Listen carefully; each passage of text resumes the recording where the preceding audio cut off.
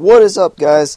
This is Tomcat from TC9700 Gaming, and welcome to another episode of Circuit Spotlight in Forza Motorsport 4.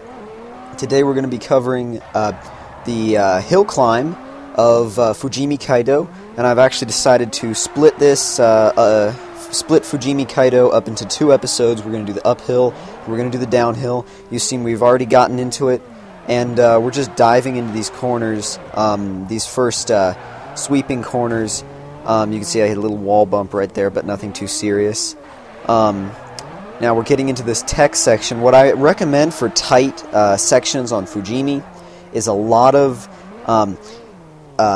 e-brake and clutch at the same time. Second and third gear usually work really well for drifting these corners. The main thing that's challenging about Fujimi is having to go from long sweeping corners like that one right there into short, tight, technical corners. Now, a lot of people have trouble with Fujimi because they run into the walls, and basically that's just what makes Fujimi hard, more than almost any other track, because a lot of the other tracks are circuits and have a lot of runoff area on the sides of the track, but Fujimi is not very forgiving. So you can see, just again diving into this corner here. What really helps to stay off of the wall, if your problem is running the back end of your car into the wall, is to try to keep the front end of your car as close to the inside of the curve as possible, just like I did right there. And you can see it helps me stay off the wall tremendously. Now, going into this corner, that corner right there is actually sort of difficult because it starts out like a sweeper, but then gets tight on the exit. So you really have to manage your speed and your braking mid-drift in order to get these corners right.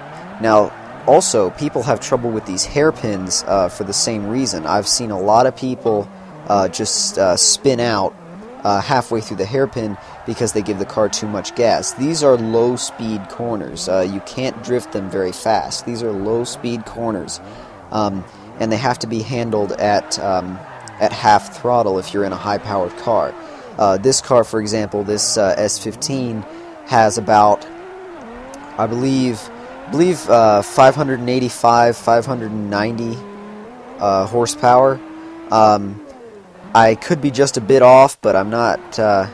But I am pretty sure that it's somewhere between 585 and 590 horsepower, which is a great amount of power for this car. Now, as we come into this section here, you can see that I do have a bit of damage on my back bumper from a wall bump a little while ago. And again, that does happen on Fujimi. That will happen. I'm not going to say that I can ace Fujimi just yet, because I have not gotten a completely aced run of Fujimi just yet. And some people might call that noobish. Some people might not. I've come close, but not yet.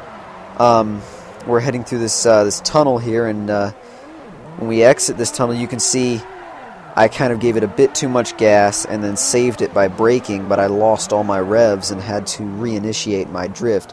And that's something that happens sometimes to people when they're drifting. You can see right there, I sort of stall the car a little bit, but I am able to regain it before I hit the wall. You can see my tire marks right there are so close to the wall. Definitely a very close call. Now, once you get these basics down, Fujimi is definitely a fun place to go to practice your drifting, to expand your techniques, and really what Fujimi is all about is great driving techniques. Look at that view. That is an amazing view. Love that view. But back on topic.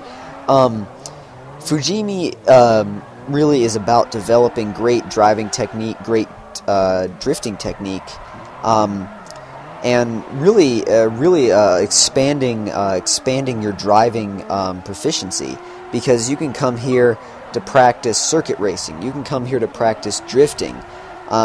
It's very unforgiving, but once you get it down, trust me, you will have a whole lot of fun with this track. Now, the cool thing that I find about Fujimi is that I love driving and drifting on Fujimi and Forza because where I live in an area where almost 75% of the roads are pretty close to what Fujimi is like. Very curvy, very mountainous, up hills, down hills. Basically, I basically live in in a bunch of within a network of toge roads, basically. And if you don't know what toge is, it's mountain pass in Japanese.